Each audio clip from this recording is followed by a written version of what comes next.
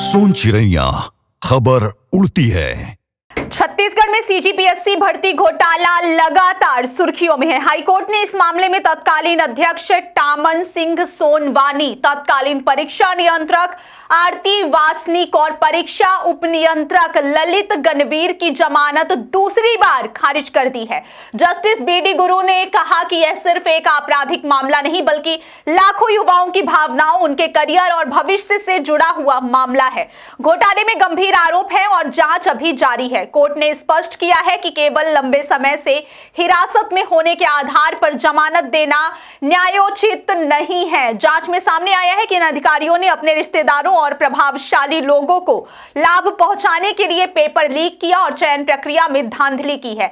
CBI की जांच के अनुसार 2020 से 2022 के बीच आयोजित राज्य सेवा परीक्षा में बड़े पैमाने पर अनियमितताएं हुई हैं। आरोप है कि तत्कालीन अध्यक्ष सोनवानी ने अपने पद का दुरुपयोग करते हुए करीबी लोगों को अनुचित लाभ दिया है। सीबीआई ने बताया कि एक निजी कंपनी को सीएसआर मद के तहत 45 लाख रुपए एक एनजीओ को दिए गए, जिसकी अध्यक्ष सोनवानी की पत्नी थी और इसके बदले प्रश्न पत्र लीक किए गए। परीक्षा नियंत्रक आरती वासनिक और उप नियंत्रक ललित गणवीर ने अध्यक्ष के निर्देश पर उद्योगपति श्रवण गोयल को प्रश्न पत्र उपलब्ध कराए। इसके बाद गोयल के बेटे और बहू ने इसका फायदा उठाया और वे डिप्टी कलेक्टर बने। इसी तरह सोनवानी के भतीजों को डिप्टी कलेक्टर और डिप्टी एसपी पद पर चयनित किया गया।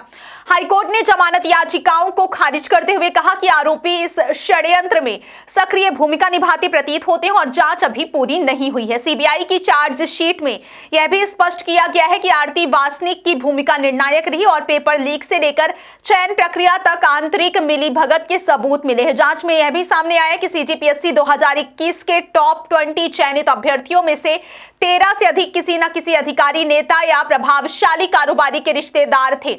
पेपर छापने का काम कोलकाता की प्रिंटिंग कंपनी को दिया गया था, जहां से प्रश्न पत्र रायपुर लाए गए और आरोपियों ने उन्हें कॉपी कर दोबारा सील कर प्रिंटिंग के लिए भेजा। सीजीपीएससी 2021 की भर्ती परीक्षा में 171 पदों के लिए प्री एग्जाम 13 फरवरी 2022 को हुआ, जिसमें 2565 अभ्यर्थी पास हुए। इसके बाद मई 2022 में मेंस परीक्षा और इंटरव्यू के बाद 11 मई 2023 को 170 अभ्यर्थियों का सिलेक्शन लिस्ट जारी की गई। इस पूरे मामले में राज्य में भर्ती प्रक्रिया की पारदर्शिता और निष्पक्षता पर गंभीर सवाल खड़े कर दिए हैं और अब ट्रायल की तैयारी हो रही है। सोन चिरैया, खबर उड़ती है।